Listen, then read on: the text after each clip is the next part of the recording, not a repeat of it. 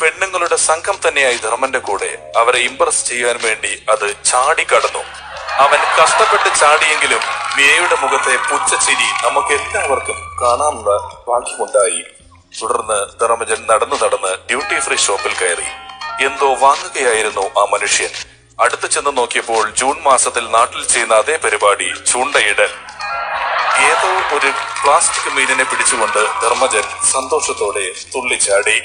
സുരാജ് വെഞ്ഞാറമൂടിന്റെ പെട്ടി മൈൻഡ് പോലും ചെയ്തില്ല. മിയയുടെ 120 കിലോ വരുന്ന പെട്ടി ധർമ്മജൻ വീണ്ടും എടുത്ത് വെച്ചു കൊടുത്തു. വലി ബലി ബാഹുബലി, സാഹോരേ ബാഹുബലി. ഇനിയാണ് ഏറ്റവും വലിയ പെട്ടി വന്നത്. മിയയുടെ അമ്മയുടെ 1.5 ടൺ ഘനമുള്ള പെട്ടി. അതും ധർമ്മജൻ എടുത്തു കൊടുത്തു. അപ്പോഴും എന്റെ പെട്ടി അതിലെ പോകുന്നുണ്ടായിരുന്നു. അതെന്താണ് പട്ടി എടുത്തു തരാത്തത്?